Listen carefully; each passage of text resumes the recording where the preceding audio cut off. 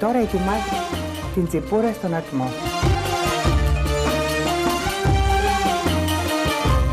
Όπως γνωρίζετε, η τσιπούρα είναι ψάρι του Αιγαίου, από τα νοστιμότατα.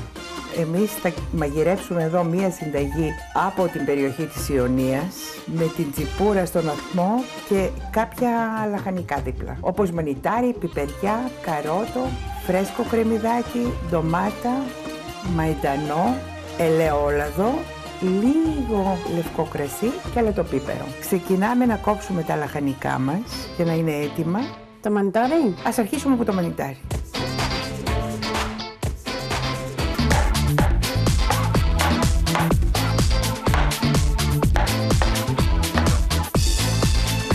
Πολύ ωραία με τα μανιτάρια. Πάμε να κόψουμε και το καρότο σε λεπτές φετούλες όπως και τα μανιτάρια.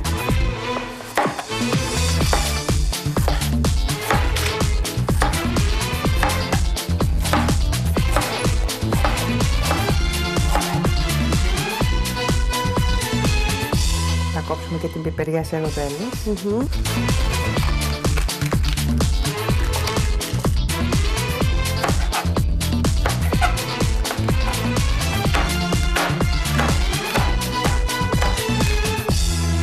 Τώρα κόβουμε και το κρεμμυδάκι με τον ίδιο τρόπο. Όχι και τόσο ψηλά. Λίγο ακόμα. Λίγο. Εδώ. Ναι. Και τελευταία κόβουμε την ντομάτα μας. Την ντομάτα θέλετε να την ξεφουδίσω, θέλετε να... Καλά θα ήταν να την ξεφουδίσω.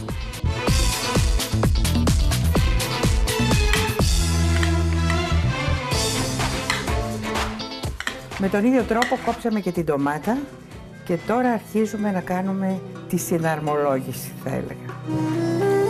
Πρώτα βάζουμε την τσιπούρα μας. Τις ντομάτες, τα καρότα.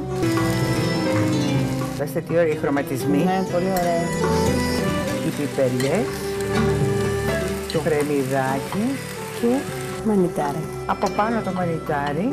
Ήδη τώρα όλα μαζί εδώ με τον ατμό θα έρθουν και θα γίνουν πολύ διαφορετικά. Θα ψηθούν δηλαδή. Είναι μισό ποτήρι ελαιόλαδο. Το κρασάκι μας, μισό φιλτζάνι του καφέ.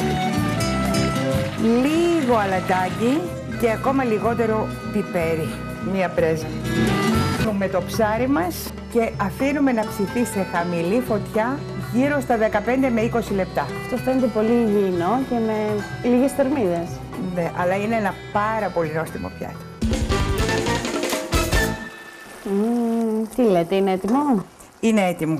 Είναι έτοιμο με σκομυρωδάτο και πολύ ωραίο. Θα το γαρνίρω με μία φετούλα λεμόνι και με λίγο μαϊντανό.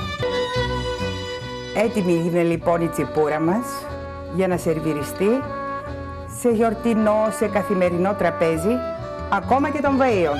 Φέτος σας πρωτοτυπήσουμε.